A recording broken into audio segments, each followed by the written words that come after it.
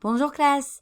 Today we're going to talk about mastering the art of using more than one object pronoun dans une phrase. On y va? Allez, c'est parti! Souvenez-vous des compléments d'objets directs et indirects? A complément d'objet direct, a direct object pronoun, and indirect object pronouns, très facile, very easy to use. Do you remember them? Things like je l'aime, je l'ai vu. Let's look at these a little closer. All right, what is a direct object pronoun first? Here we have a couple examples. Direct object pronoun replaces a previously mentioned noun. It can be a person or a thing, and it is a direct object. Remember that direct objects receive the action of the sentence. They don't perform it. They answer the question who or what. In our example down here, I see you. I would ask the question, I see who? I see you. Therefore, you is the direct object. It is receiving the action of being seen. I am the one doing the action, but who I am seeing is you. Okay, so you is the direct object. Therefore, to replace that direct object, I will use a direct object pronoun. And I will get things like je l'aime, je l'ai vu, tu les as achetés, il nous regarde. Direct object pronouns, remember, are me for the first person, te for the second person, le, la, or L apostrophe for a singular third person, nous for us, vous for y'all, and les for them if it is a plural third person. All right, what about les compléments d'objet indirect? Indirect object pronouns replace previously mentioned nouns, just like direct object pronouns, person or thing, and it is an indirect object. Okay, that's the only difference. Remember that indirect objects also receive the action of the sentence, but they answer the question to whom, or with whom, or for whom. Okay, keep in mind, whoops, let's go back there real quick. I talk to Joe in my example. I would ask the question, I talk to whom? To Joe. So in this example, Joe is an indirect object. There's a preposition involved. Remember the prepositions are those little words like to, for, with. In French, à, pour, avec, okay? So je parle à qui? À Joe, okay?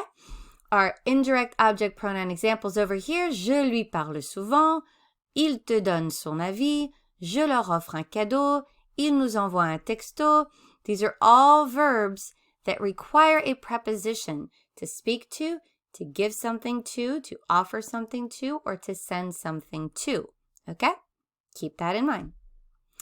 Our indirect object pronouns are me, again, te, again. These can be either direct or indirect. Here it would mean to me, to you, or for me and for you.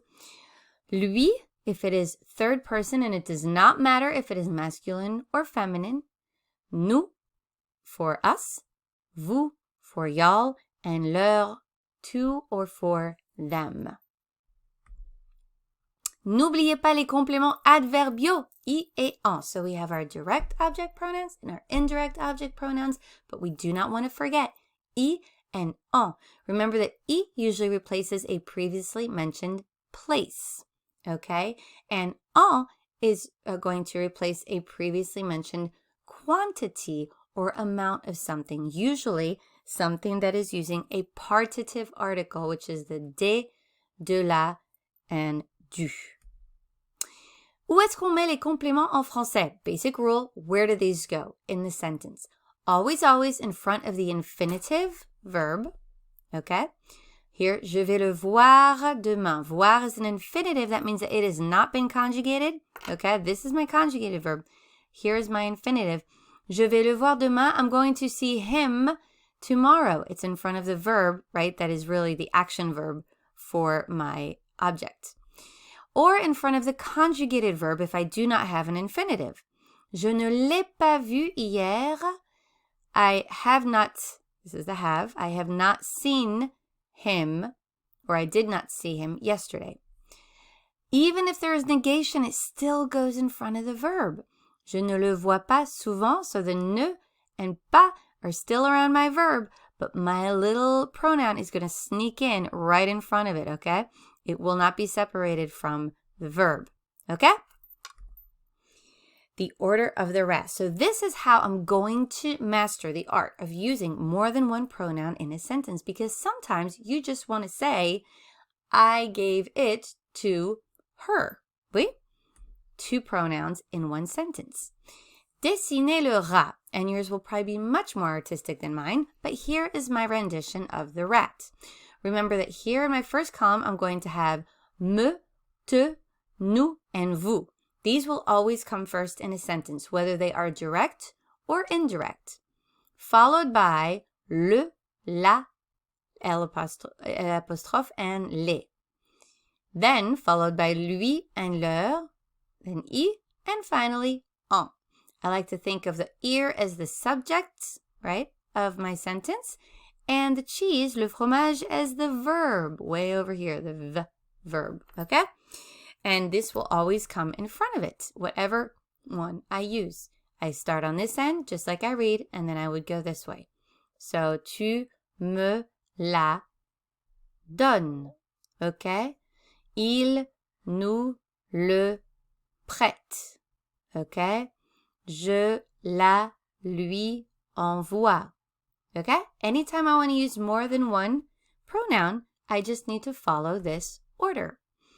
Now, attention, on ne peut pas utiliser plus de 2 compléments dans une phrase.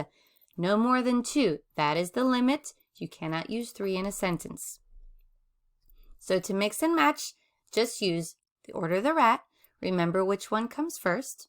Then put them all in front of either the infinitive or the conjugated verb. Et voilà! That's about all you need to know to be a master at pronouns. All right, now go practice and make me proud.